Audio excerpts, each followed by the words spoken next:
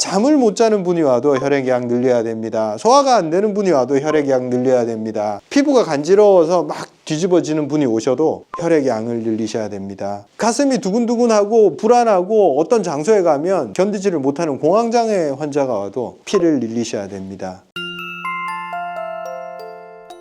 안녕하십니까 구독자 여러분, 후쌤입니다. 혈액이 중요하다. 그 중에서 혈액의 양이 중요하다. 양만 충분하면 혈액이 잘 가서 제 역할을 잘 합니다. 근데 이런 생각을 할 수도 있어요. 혈액 양이 적어도 그걸 효율적으로 사용을 하면 되지 않냐. 왜 그런 생각을 할 수 있냐면 혈액은 그 자체가 영양분이 아니에요. 혈액은 영양분, 산소, 물을 이동하는 매개체입니다. 혈액의 양이 적어도 여러 번 옮기면 되지 않냐, 이렇게 생각할 수도 있어요. 우리가 물류센터에서 가정으로 배달을 해야 되는데 혈액은 택배차라고 생각을 하면 돼요. 이 택배차가 여기서 물건을 싣고 필요한 세포로 배달을 합니다. 근데 왜 혈액의 양이 중요하냐? 이 택배차가 많아야지 효율적으로 여기도 공급하고 잘 공급을 할 수가 있어요.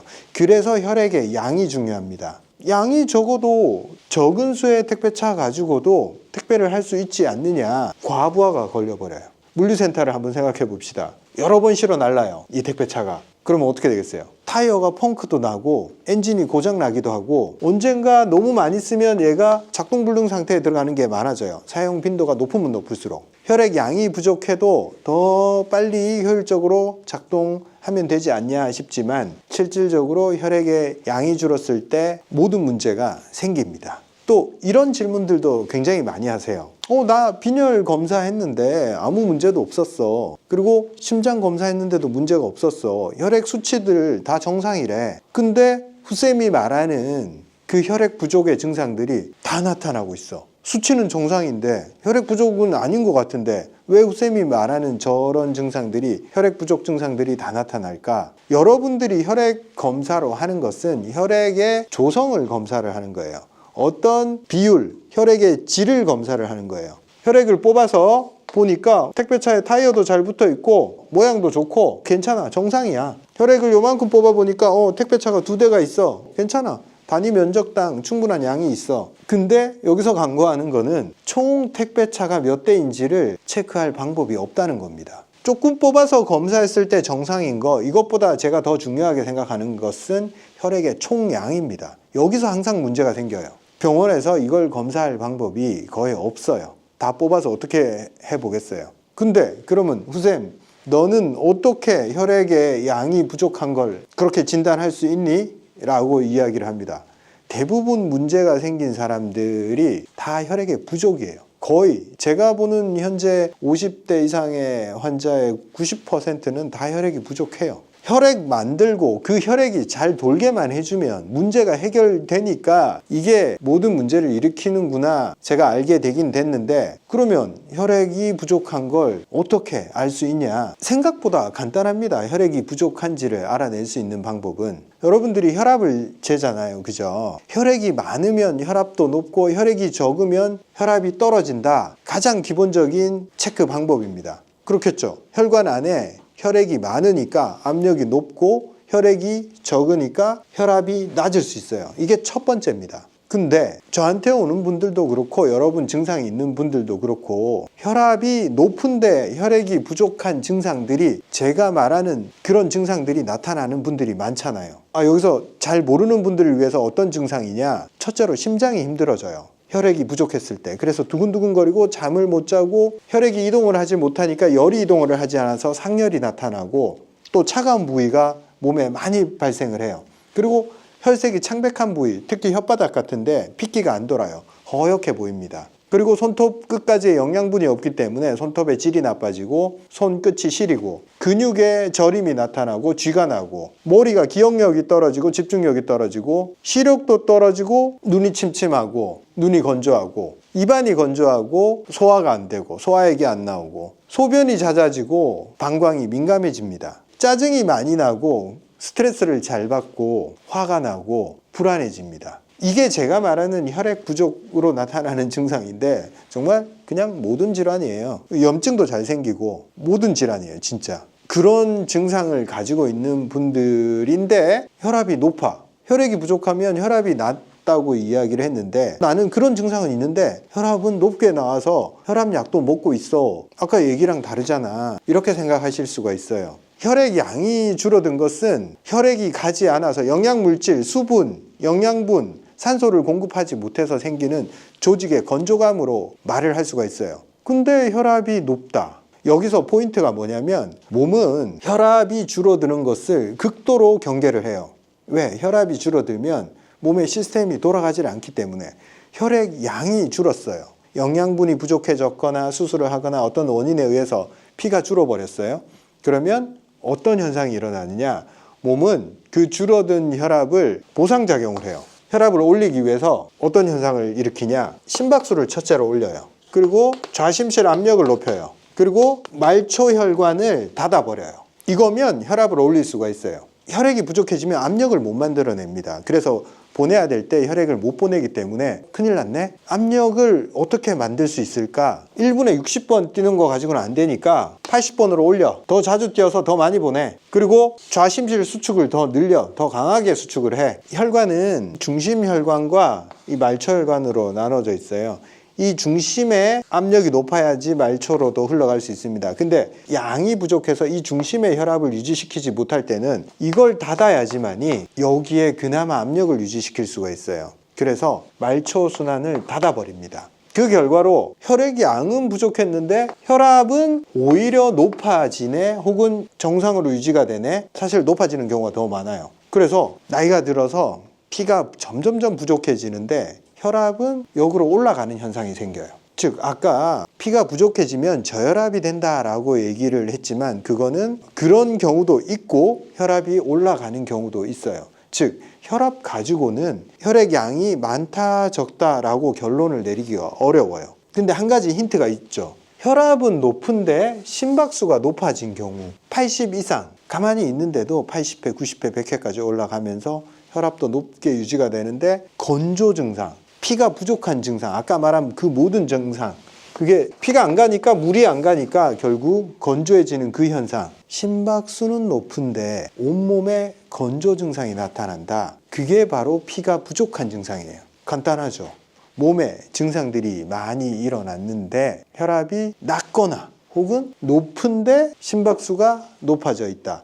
심박수가 높아져 있다 말고도 또 뭐가 있냐면 좌심실 비대가 오고 좌심실이 지쳤을 때 두근두근 하거나 잠을 못 자거나 심장 쪽에 압박감을 느껴요. 적은 피 가지고 효율을 높이려고 너무 많이 일을 하다 보니까 심장이 지쳐서 기능이 떨어지기 시작해요. 부어버리거나 힘이 빠져버려요. 근데 대부분의 그런 상황에서도 심전도나 초음파에서 별로 문제가 안 나와요. 왜냐? 지금 버틸라고 아직은 열심히 일을 하고 있는 거예요. 그렇게 10년, 20년 흘러가요. 근데 나중에 그 다음에는 심비대, 심부전, 협심증 다 생기는 거죠. 내가 증상으로 느낄 때가 내가 손 쓸 수 있는 그 상황이라고 보면 됩니다. 결국 우리 몸을 치료하는 거, 우리 몸에 어떤 증상이 있건 여러분 생각해 보세요. 뭐가 어떻게 해서 몸이 치료가 될까요? 피가 제대로 만들어져야 되고 그 피가 돌아야 되고 필요한데 그 피가 가서 그 피에 의해서 치료가 되는 겁니다. 모든 현상은. 왜? 그 피를 통해서 모든 게 이동하기 때문에 그래요. 피가 모든 문제를 유발하지만 또 피가 잘 돌고 잘 만들어지기만 하면 웬만한 문제가 해결이 됩니다. 후쌤이 피가 부족한 게 모든 문제의 원인이다 라고 이야기를 해도 여러분들 중에는 아직 믿지 않는 분들이 계실 거예요. 증거를 대봐. 피가 부족한 거를 내 눈앞에 좀 보여주고 설명 좀 해줘. 이렇게 말씀하시는 분들이 계실 거예요. 그래서 제가 여러 실험들을 한번 찾아봤습니다. 재밌는 게 많이 나오더라고요. 첫 번째로 이게 사람을 상대로 실험을 하기 힘드니까 컴퓨터 시뮬레이션으로 실험한 경우가 있어요. 심장, 혈관, 뇌혈류, 그리고 자율신경에 대한 반응 이런 것들을 컴퓨터로 다 모델링을 한 다음에 그 중에서 변수로 혈액 양만 쫙 줄여본 거예요. 그랬을 때 어떤 장기부터 어떻게 반응을 하는지를 컴퓨터 모델링으로 실험을 해봤는데 결과로 어떤 일이 일어났냐. 첫째로 뇌혈류가 조금 줄었을 때 가장 크게 영향을 받아요. 피가 줄었을 때 뇌가 가장 혈액에 민감하게 반응하더라. 어지러움, 멍함 이 증상도 나타나지만 실제 뇌세포 손상도 빨리 일어나죠. 우리 아시다시피 뇌출혈이나 이런 게 일어났을 때 피가 제대로 들어가지 않으면 허혈성 뇌 손상이 급속도로 진행이 됩니다. 원체 혈액에 의존하는 바가 크기 때문에 그런 거예요. 두 번째 반응이 아까 말씀드렸다시피 줄어든 혈액을 보상하기 위해서 혈압을 높이는 작용들이 동시다발적으로 일어나요. 심장 두근거림, 심계항진, 맥박 빨리 뛰는 거, 그리고 말초혈관 줄어드는 거, 손발이 차가워지는 거. 자율신경이 줄어든 혈액을 보정하기 위해서 빠르게 반응을 하는데 그게 문제는 심장을 지치게 하는 반응들이라는 거죠. 그 다음 나타나는 반응이 소화장애, 소화불량. 그리고 그 다음 나타나는 게 불면, 불안. 여러분들 이거 어디서 많이 들어보셨죠? 손발 차가워지고 두근거리고 소화 안 되고 불안하고 잠을 잘 못 자고 땀 조절이 안 되고 요걸 주로 병원 가면 뭐라고 진단합니까? 자율신경 실조라고 진단을 합니다. 사실 자율신경 실조증을 병원에서 진단할 때 그걸 원인처럼 이야기를 해요. 그건 원인이 아닙니다. 결과물입니다. 어떤 결과물? 피가 줄어든 결과물이에요, 여러분. 그걸 꼭 원인처럼 진단받으면 그게 해결되는 것처럼 이야기를 해요. 해결된 적이 있습니까, 여러분? 저는 해결합니다, 그거를. 어떻게? 저는 피를 늘리고 피가 제대로 가게 해서 그 증상이 없어지는 걸 봅니다. 결과론적으로 제가 왜 이런 확신을 가지고 있냐면 치료 과정에서 제가 하는 다른 게 없어요. 혈액을 늘려주고 혈액이 제대로 가게 만들고 그게 끝이에요, 제가 하는 끝. 그것만 해도 연관된 건조 증상과 자율신경 실조 증상들이 다 안정이 되기 때문에 그래, 결국에는 양이었어. 혈액의 양이 충분하면 그걸로 됐어. 그래서 제가 혈액, 피를 늘려야 된다 이 말씀을 합니다. 잠을 못 자는 분이 와도 혈액양 늘려야 됩니다. 소화가 안 되는 분이 와도 혈액양 늘려야 됩니다. 피부가 간지러워서 막 뒤집어지는 분이 오셔도 혈액양을 늘리셔야 됩니다. 가슴이 두근두근하고 불안하고 어떤 장소에 가면 견디지를 못하는 공황장애 환자가 와도 피를 늘리셔야 됩니다. 저혈압이 와도 고혈압이 와도 피를 늘리셔야 됩니다. 이거 뭐만 하면 다 혈액 때문이래, 후쌤은. 이거 너무 갖다 붙이는 거 아니야? 그거 하니까 해결이 되는데 무슨 저 뭐라고 얘기를 해요? 그것 때문이다라고 저는 생각할 수밖에 없고 그 방법을 쓸 수밖에 없습니다, 여러분. 이게 컴퓨터 모델링을 했을 때 그런 현상이 나타났잖아요. 근데 이게 다가 아니고 동물 실험이랑 그리고 외상성 출혈 환자를 장기 추적한 코호트 연구에서도 똑같이 이야기를 해요. 동물 실험에서도 의도적으로 동물에서 피를 빼가지고 혈액 양이 줄었을 때 어떤 반응이 나타나냐를 봤을 때 똑같은 현상이 일어납니다. 심박수가 높아지고 혈압을 유지하기 위해서 말초 순환을 줄이고 뇌혈류가 줄으면서 뇌 손상이 오고 말초 순환이 안 되니까 건조 증상이 발생을 하고 동물 실험에서 의도적으로 돼지나 쥐에서 혈액 양을 10%씩 20%씩 이렇게 빼보는 거예요. 6% 정도 빠지면 심각한 문제가 생기기 시작하고 20% 빠지면 모든 장기들이 손상이 되기 시작합니다. 그리고 외상성 출혈 환자들도 출혈이 일어났을 때 저혈압이 온 환자들 같은 경우에 충분한 혈액을 밀어주지를 못하니까 뇌세포 손상으로 나중에 후유증이 많이 남아요. 급성으로 나타났을 때는 저혈압이라든지 심각한 손상들이 나타나지만 우리가 긴 세월 동안 장기적으로 혈액이 줄어든단 말이에요. 그때는 이 보상작용이 혈압에서 나타나질 않아요. 혈액 양이 줄었는데도 다른 온갖 방법들을 사용해서 혈압을 현상 유지시키기 때문에 이게 진짜 혈액이 줄었는지 다들 의심을 하는데, 그리고 체격도 크고 그런 사람들도 혈액 부족이 많아요. 그걸 정확히 체크하는 시스템이 없기 때문에 혈액 부족이다라고 저처럼 이렇게 얘기하는 사람이 없어요, 안타깝게도. 근데 제가 혈액 양을 늘리는 이런 치료를 하다 보면 저혈압 환자는 혈압이 올라오고 혈압이 높았던 사람은 혈압이 떨어져요. 고혈압 환자가 혈압이 떨어지면 어떤 현상이 생기냐? 이 말초가 열려요. 이것 때문에 혈압이 떨어지는 거예요. 혈액이 퍼지기 시작하니까 손발이 따뜻해지고 저린 게 없어지고 피부가 윤기가 돌기 시작해요. 말초로 피가 가고 있다는 얘기예요.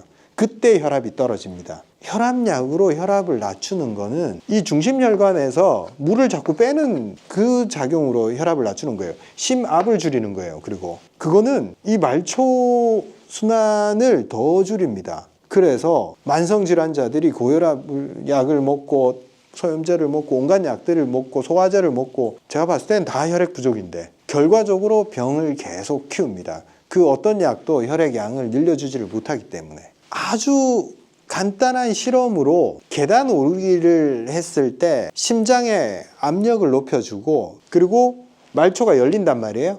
그러면 피가 흐르기 시작하고 손발이 따뜻해지고 기분이 좋아지고 뇌가 혈류가 잘 도니까 기분이 나빠서 나쁘지 않았다라는 사실을 계단을 올랐는데 느끼게 되는 거죠. 아, 피가 안 통해서 내 기분이 나빴구나 라는 걸 그때 느낍니다. 그리고 움직이지 않아서 혈압이 높게 유지가 되고 말초가 차가웠구나 그걸 느끼게 됩니다. 피가 도니까 원장님 계단을 올랐을 뿐인데 이게 좋아졌어요, 이게 좋아졌어요, 이게 좋아졌어요, 온갖 게 좋아졌다는 얘기들을 계속합니다. 물론 그건 피를 돌리는 정도까지고 피의 총량은 계단 오른다고 피의 총량이 늘겠어요? 근데 계단을 올라서 자꾸 보내주면 소화 시스템이 작동을 하고 먹는 게 좀 괜찮아지고 피를 만들어주는 시스템이 돌아갑니다. 그래서 계단 오르기만 했을 뿐인데 만성적인 수면 장애가 없어졌어요. 어지러움이 없어졌어요. 피부 건조가 사라졌어요. 불안감이 없어졌어요. 그 얘기를 하는 거예요. 그리고 밥을 잘 먹게 됐어요. 여기서 이제 밥까지 잘 먹게 되고 소화 시스템만 제대로 작동하면 계단 오르고 밥만 잘 먹었을 뿐인데 몸이 다 회복이 돼버려요. 근데 너무 오랜 기간 또 시달렸기 때문에 이게 잘 안 물려 돌아갑니다. 그럴 때는 저희 한의원에 오셔도 되고 가까운 한의원에 가셔도 되고 저희 서초보감 제품도 다 이런 목적으로 만들어 놨어요. 자연적인 재료에 의해서 피가 만들어질 수 있다라는 사실을 저는 한의사니까 그걸 알고 그런 방법들을 사용을 하는데 또 그런 얘기들을 계속해요. 풀을 먹었는데 왜 약재를 먹었는데 어떻게 피가 생기냐? 그건 몰라요. 옛날부터 그런 걸 사용을 해서 피를 만들고 그렇게 문제를 해결해 왔어요. 그래서 그 한약 재료에 보혈제라고 적혀 있어요. 혈액을 보강하는 그런 성향의 약재라고 분류가 되어 있습니다.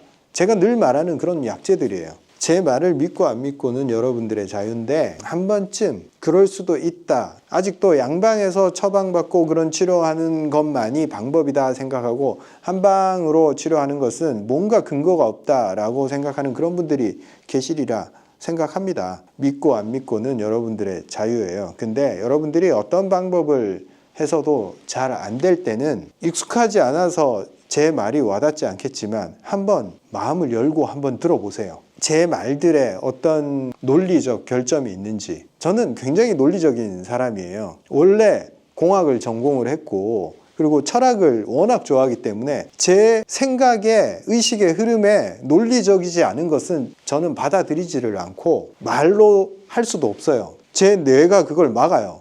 그냥 논리적인 것만 받아들이는 사람이기 때문에 제가 보면 말하는 것들이 한의사의 화법이랑 좀 다르잖아요. 그냥 어떤 식으로든 제가 설명 가능한 그리고 논리에 위배되지 않은 것만 저는 취합니다. 그래서 제 얘기에서 어떤 결점이 있거나 경광부회 억지로 갖다 붙이는 이야기가 있다면 지적을 해 주십시오. 아무튼 오늘 또 혈액의 중요성에 대해서 이야기를 했습니다. 혈액 하나 제대로 잡자. 그 혈액 하나가 여러분들이 생각하는 것보다 많은 문제를 해결해 줄 수 있다. 여러분 지금 날씨가 추워서 운동을 잘 하시다가도 좀 중단하고 그런 분들이 계실 거예요. 솔직히 말해서 저도 매일 하던 그 카약이 좀 중단돼 있어요.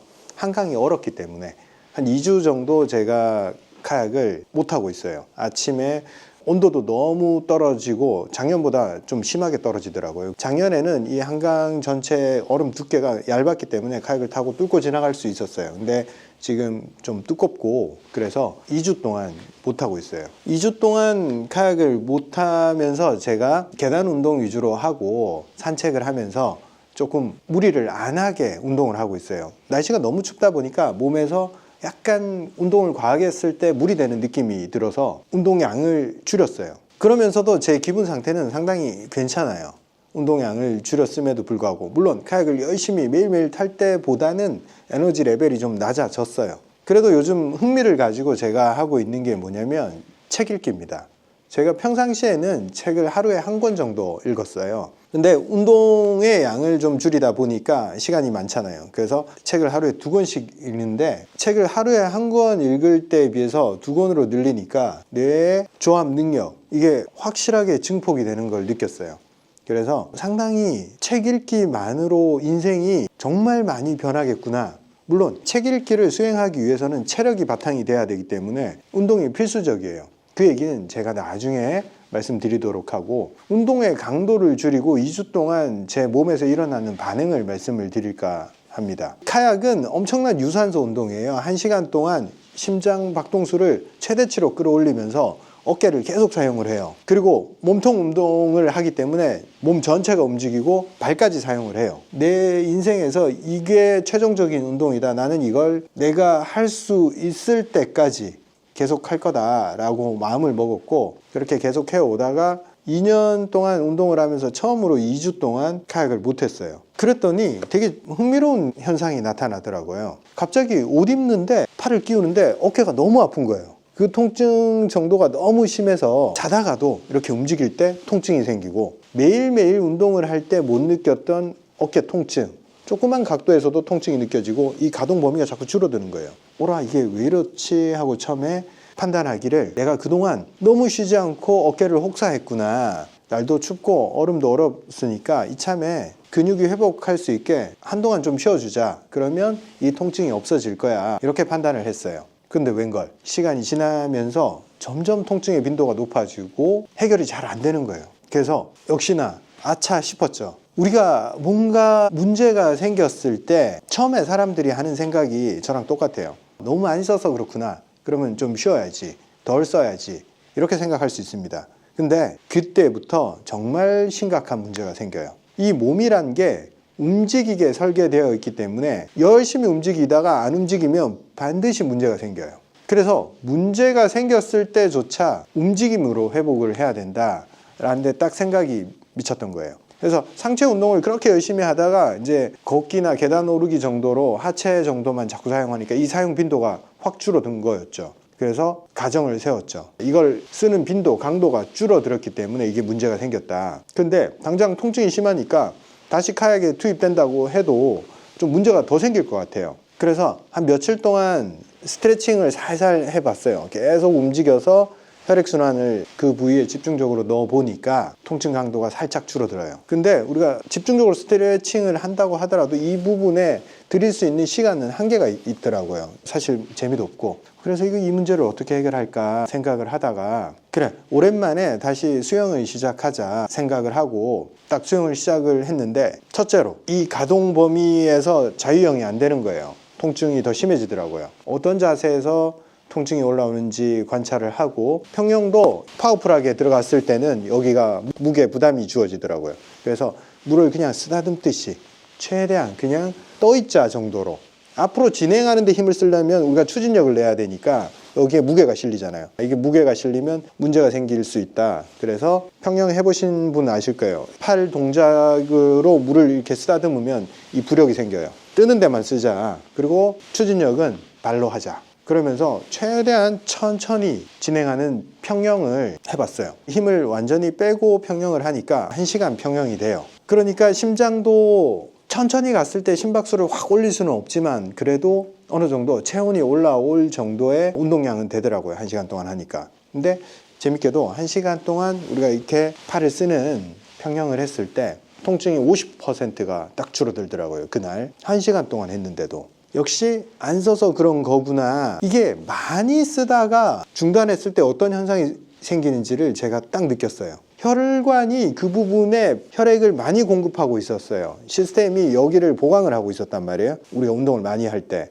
근데 그렇게 깔아놓은 혈관이나 혈류 시스템을 어느 순간 운동을 딱 중단했을 때 안 쓰게 되잖아요. 그러면 많이 움직이기 위해서 깔아놓은 시스템이 안 움직일 때는 다른 문제를 야기할 수 있겠구나. 왜? 많이 움직일 때는 혈액량이 많이 들어가고 거기에서 발생하는 활성산소라든지 노폐물이라든지 찌꺼기를 빨리 처리할 수 있는 그 혈액이 빠르게 움직이는 시스템에 의존돼 있었던 거죠. 근데 그 정도의 심장 압력을 못 만들어주고 그 정도의 움직임을 안 하니까 아마 여기에 뭔가가 고인 듯한 느낌, 혈류가 정체된 느낌, 그게 통증을 유발한다라는 거를 평영을 하면서 딱 깨달았어요. 그래서 지금은 이 어깨를 재활한다 생각으로 계속 평영을 하고 있는데 점점 다 풀려가고 있어요. 의료인인 저조차도 극심한 통증이 오고 문제가 딱 발생했을 때 그걸 빨리 파악하기가 힘들어요. 순간 당황해서 너무 많이 썼으니까 안 써야 된다라는 결론으로 쉽게 빠져들어요. 많은 분들이 그런 오류에 빠져들 거예요. 오십견이 오고 어깨 문제가 생기는 분들이 대부분 많이 써서 그렇기 때문에. 근데 그건 너무 많이 써서 그런 거고, 이후에 우리가 생기는 그 통증들은 계속 써줌으로써 이쪽으로 혈류를 보냄으로 인해서 해결하는 수밖에 없어요. 침 맞고 진통제 맞고 소염제 먹고 그런다고 해서 통증은 잡히겠죠. 근데 근본적으로 그쪽으로 혈류를 보내줘서 이 부분의 문제점을 몸이 스스로 해결해 주게 할 수는 없어요. 그 방법은. 여러분들의 몸에서 문제가 생긴 그 부위, 통증이 있고 움직이면 아프니까 아마 가동을 축소하는 쪽으로 많이 선택을 하셨을 거예요. 근데 여러분, 한번 살살 통증이 심해지지 않는 한도 내에서 굉장히 지속적으로 30분에서 1시간 동안 그쪽으로 부드러운 혈류를 공급하겠다라고 생각하고 매일매일 한번 해보세요. 그때 느끼실 거예요. 아, 피가 들어가면 통증이 줄어들구나. 통증은 혈액이 덜 가거나 거기에 노폐물이 정체돼서 못 빠져나와서 생기는 거구나 라는 전제를 깔고 한번 계속 피를 돌려보세요. 분명히 좋은 느낌을 받을 수 있을 거예요. 그리고 역시나 계단 운동을 계속 하고는 있었지만 그 정도의 심장 강도를 쓰지 않으니까 살살살살 배가 나오기 시작하더라고요. 카약을 한참 탈 때는 배가 완전히 없었는데 2주 동안 카약을 안 하니까 배 사이즈가 늘어나기 시작하는 걸 느꼈어요. 아, 흐름이 느리면 정체가 일어나고 그 정체가 병을 불러오겠구나. 저도 이런 상황에 처했는데 많은 분들이 여기서 문제 해결을 못하고 계속 악화되는 쪽으로 가지 않을까 생각이 듭니다. 아, 후쌤 맨날 열심히 모든 걸 다 잘하고 있겠거니 싶겠지만 저 역시도 이런 시행착오에 빠져들고 문제가 생기면 다시 한번 문제를 들여다보고 어떻게 해결할까 순차적으로 접근을 해서 하나하나씩 해결해 나갑니다. 문제가 생겼을 때 절대 좌절하지 말고 이건 분명히 해결 방법이 있을 거야 생각을 하고 좀 더 근원적인 질문을 해야 됩니다. 당장의 통증을 해소하고 당장 안 아프면 좋겠다라는 생각에 어떤 선택을 하면 나중에 후회할 수도 있습니다. 이제 1, 2주 내로 기온이 많이 올라갈 거예요. 앞으로 어떤 운동을 할지 여러분들 스스로 한번 생각해 보시고 계획을 세우고 하지 않았던 반복된 운동을 통해서 내 몸이 어떻게 변하는지 관찰해 나가면 좋겠습니다. 감사합니다. 여러분, 심장력이 예약 구매 시기를 지나서 드디어 출간이 됐습니다. 오프라인 서점에도 있고 온라인 서점에도 구입할 수 있습니다. 필요하신 분들은 고정 댓글에 서점 링크가 있으니까 들어가서 구매 가능하십니다. 감사합니다.